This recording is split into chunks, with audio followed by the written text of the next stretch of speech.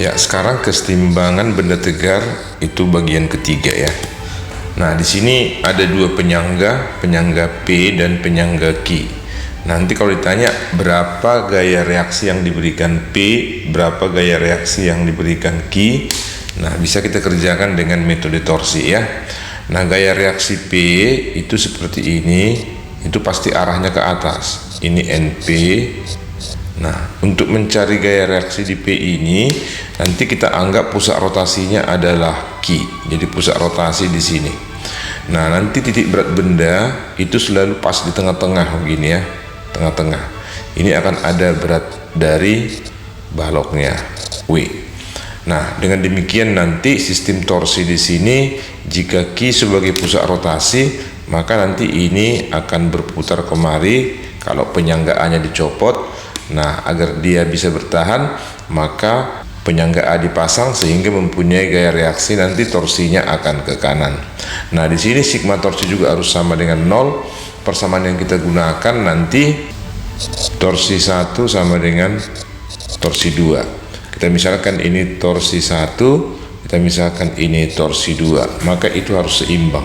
Nah, kalau kita lihat di sini nanti ini jaraknya kemari, ini adalah 2 meter, sedangkan ini juga jaraknya kemari adalah 2 meter.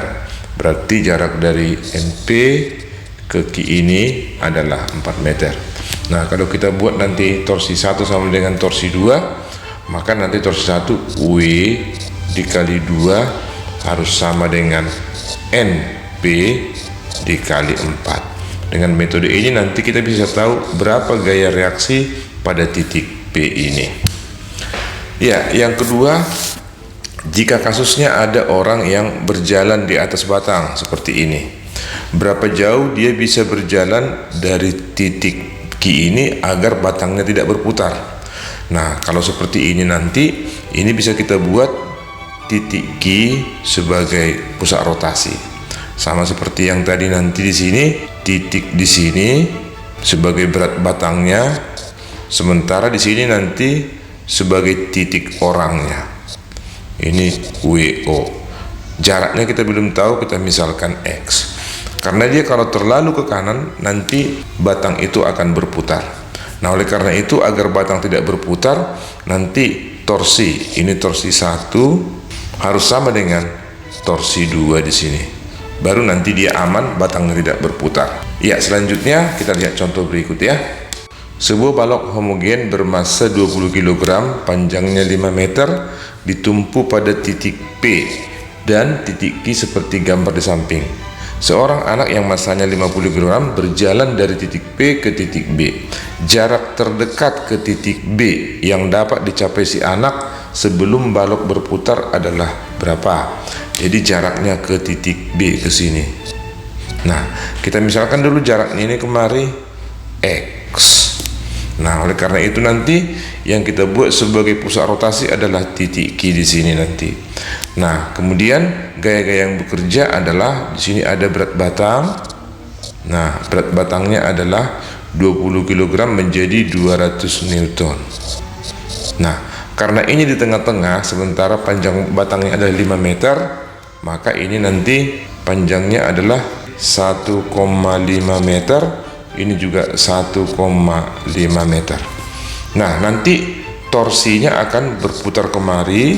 Ini kita sebut torsi 1, sedangkan ini berputar kemari itu torsi 2. Itu harus seimbang. Kalau torsi 2 lebih besar berarti batangnya berputar dan orangnya akan jatuh. Nah, berarti dengan demikian adalah torsi 1 harus sama dengan torsi 2. Berarti nanti kita buat di sini 200 dikali 1,5 itu akan sama dengan berat orangnya adalah 50 kg. Berarti di sini dia 500 Newton. Berarti 500 dikalikan dengan X, jaraknya dari sini kemari. Nah, dengan demikian ini kita buat 300 itu sama dengan 500X. Kalau kita bagi nanti ini, X-nya adalah 0,6 meter. Nah, jawabannya bukan 0,6. Yang ditanya adalah jarak terdekat ke titik B di sini. Kalau di sini 0,6 sementara panjangnya 1 meter, maka ini nanti 0,4 meter. Jadi jawabnya adalah C.